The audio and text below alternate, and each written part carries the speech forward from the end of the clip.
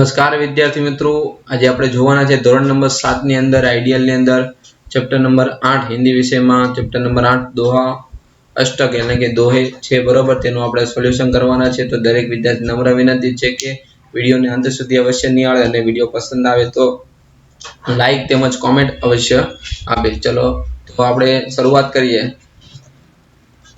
વિકલ્પથી માં પહેલું पति को खजूर के फल नहीं मिले क्योंकि वे अति दूर ऊंचाई पर लगते हैं। बीजू कबीर के अनुसार कौन सा पेड़ बड़ा होने पर भी किसी काम का नहीं है? खजूर का। किसका स्वभाव शुभ जैसा होना चाहिए? बराबर तो साधु का। किसके संयोग की तरह हमें रहने की सीख तुलसीदास जी ने कही है? तो के नदी अने नाव। भाई रहीम का पूरा नाम क्या है? तो के अब्दुल रहीम खाना बराबर है ना। पीछे प्रेम का धागा न तोड़ने की सीख किसने दी है? तो कहे रहीम ने।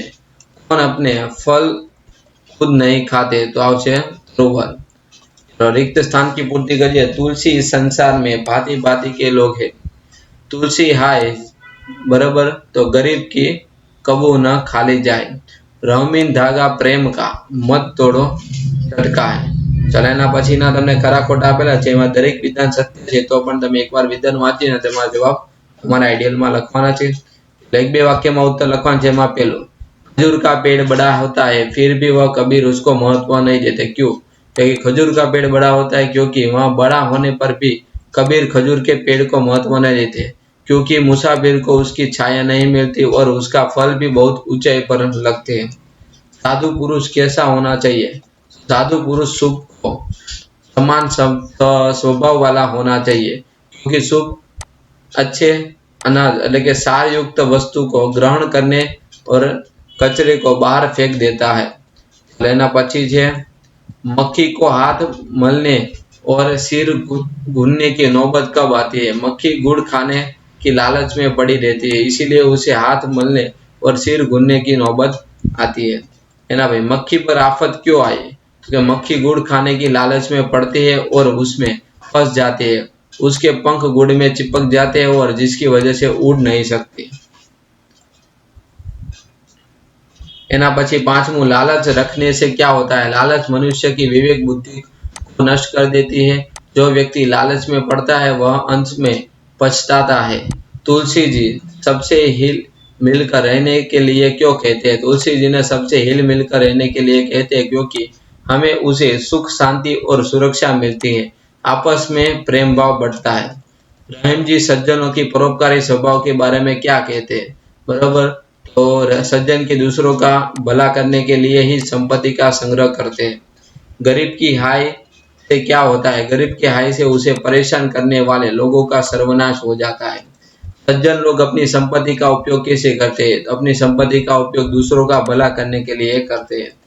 आप गरीब लोगों की मदद कैसे कर सकते हो? तो हम गरीब लोगों को रोजीदा जरूरत के सामान देकर वह यदि बीमार है तो उसको इलाज कराकर उनकी मदद करते हैं और मौसम के अनुसार लोगों का कपड़ा भी दे सकते हैं। उसके बाद पर का हित के लिए क्या करना चाहिए? तो पर का हित के लिए किसी भी प्रकार के फूल की अपेक्षा यानी फल की अपेक्षा रखकर बिना लगातार कार्य करते रहने चाहिए।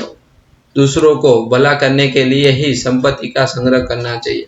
कैसे लोग दूसरों का भला करते हैं?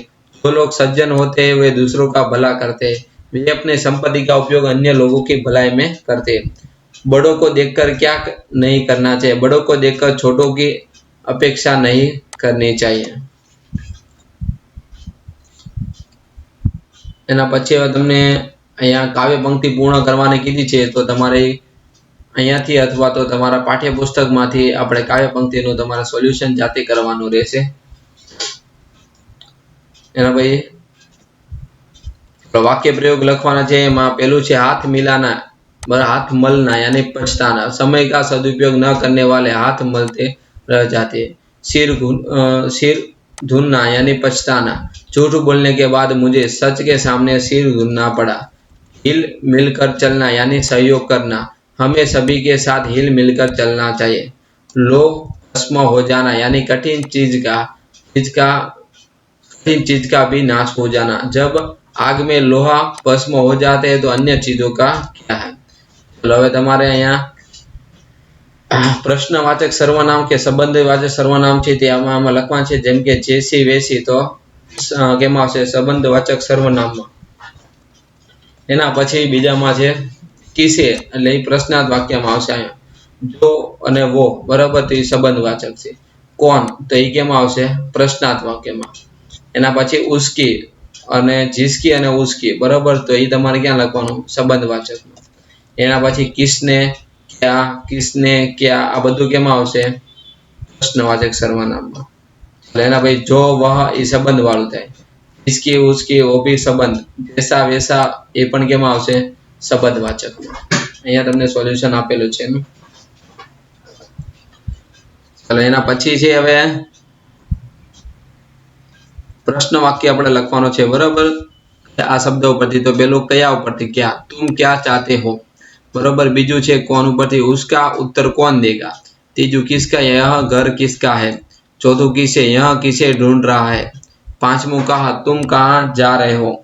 एना पछी क्यों, आप फल गणेश विसर्जन में क्यों नहीं गए बराबर कल। क्यों, तुम ऐसा क्यों बोल रहे हैं। एना पछी जे विराम चिन्ह आपणे लगावाना छे योग्य बराबर। तो पहला प्रश्नार्थ चिन्ह लागशे, बीजामां बराबर पूर्ण विराम लागशे।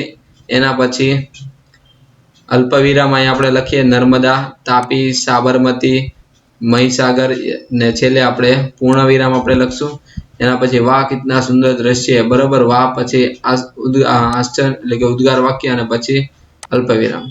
એટલે એના પછી માતૃભાષામાં અનુવાદ કરવાનો છે બરાબર। મેં તમને આપેલું છે કે રાજા ભોજે બરાબર રથ રોક્યો આવે છે અહીંયા રથ અને ખેડૂતની પાસે જઈને કહ્યું, ભલા માણસ તું આ શું અત્યાચાર કરી રહી છે। શું કઈ સ્ત્રીને પણ હળની જોડે જ આપણે જોઈ છે બરાબર। એના પછી શબ્દ સમૂહનો એક શબ્દ, अनाप साफ करने का एक साधन यानी सूप, निकम्मी चीज यानी थोथा। चलो समानार्थी शब्द लखवाना छे, पंथी तो राही, तार तो निष्कर्ष, भलाई तो आवती, हाय तो बद्दुआ, भस्म तो राख, चटकाय तो शीघ्र, तरुवर तो वृक्ष, सरवर तो सरोवर, सुजानी तो चतुर।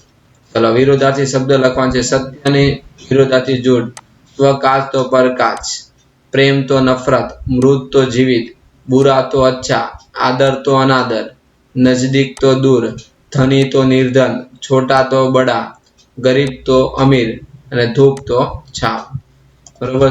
તો વિદ્યાર્થી મિત્રો આ તો આપણે સેમેસ્ટર નંબર 1 નું સોલ્યુશન। હવે નેક્સ્ટ બીજા સેમેસ્ટર એટલે કે સત્ર નંબર 2 નું આપણે સોલ્યુશન તમારે મેળવવું હોય તો ઝડપથી ચેનલને તમે સબસ્ક્રાઇબ કરી દો, જેથી તમને બીજા સત્રના પણ તમને વિડિયો લેક્ચર યોગ્ય સમય પ્રમાણે તમને મળતા રહે। અને બીજું કે અમારી YouTube ચેનલની લિંકને તમારા ફ્રેન્ડ સર્કલમાં આગળ અવશ્ય શેર કરજો અને તમને આજના વિડિયો લેક્ચર કે બરોબર કેવા લાગ્યા છે તેનો મંતવ્ય અમને અવશ્ય કોમેન્ટ બોક્સમાં જણાવશો અને વિડિયોને લાઈક આપવાનું ભૂલશો નહીં। Thank you. જય હિન્દ, જય ભારત।